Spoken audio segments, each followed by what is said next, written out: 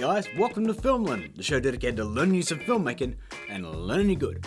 Now I've got an even better reason for not shooting on the studio this week. I wanted to wear this sweet Ninja Turtle shirt. As you may have noticed, I'm a little bit of a Turtles fan. So let's get on to the request for this week. No, I didn't misspeak. There's two. Godzilla vs. Godzilla asked, could you do Godzilla's fire blast, including when he's charging up and his spines light up? And Middle Mo asked, hey, I'd like to know how to shoot a flamethrower out of a toy gun, or in my case, a vacuum like in Luigi's Mansion. Now, since both of these are fire-based, we're going to do one effect that can be easily used for both. Now, in order to complete this effect, you'll need a shot of whatever you're going to turn into a fire-breathing beast. In my case, I'll be using myself. And for our fire element, I found a great site called Detonation Films HD, who have all kinds of sweet stock footage that's really affordable.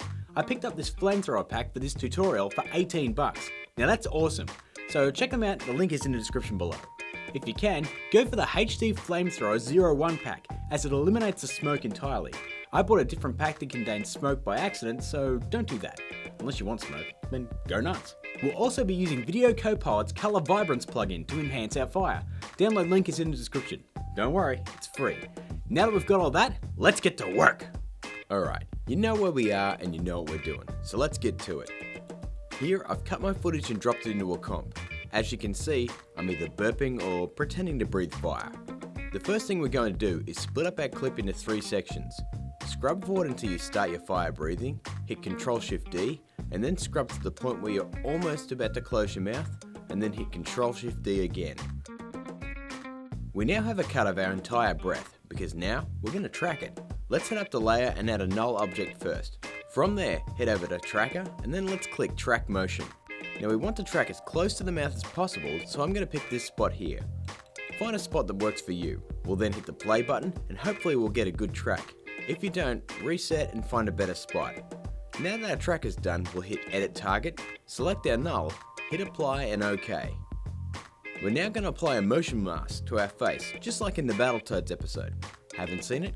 Click here. We'll start by duplicating our breath footage. We'll then head up and grab the pen tool and mask around the outside of the mouth.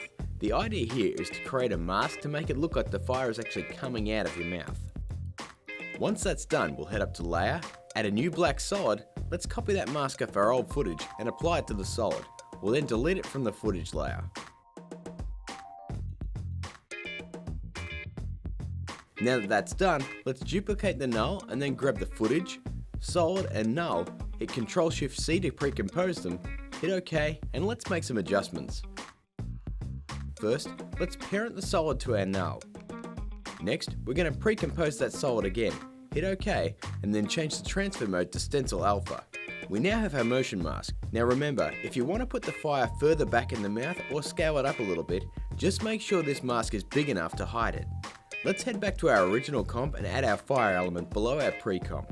Now like I said before, I bought the wrong pack, so I had to key my own fire, and it doesn't key great with the smoke. Let's scrub forward to the breath point and drag it into position. We'll then parent the fire to our null. Now the element itself doesn't stay in one place, so we're going to make some adjustments by animating the position.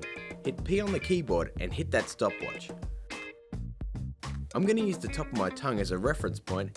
I'm going to scrub through the clip, and at any point where that flame moves off my reference point, the top of my tongue, I'll grab it and drag it back there. Add a bit of color correction to the flame to match your background, and you're all done. Now, if you want to make that Godzilla breath that trademark blue, we've got a couple more steps. In order to change the flames blue, all we have to do is go to Effect, Color Correction, and add a black and white. We'll then head over to Presets and type in Vibrance, add the Color Vibrance preset, change it to blue, and then BAM! Instant Godzilla breath. Add all those steps together and you should get something like this. Or this. So that's fire breath effects. As you can see, it has a bunch of applications, so have a play around and send me a link of your work. Now on a sad note, I've had to delay the release of the fighting game pack a little longer as I'm still trying to get it finished. You know, wife plus full-time job plus weekly internet show plus short films equals 0 free time for Grant. So as soon as it's done, I'll dedicate a special episode to it. It's really cool and I can't wait to show you guys. So don't forget to hit that subscribe button and make new tutorials every week. You can follow me on Twitter, you can keep up to date or send me a request. maybe just give me a thumbs up, a share, or just sound off in the comments telling me I look like an egg in a t-shirt. Up to you guys. And as always, keep learning.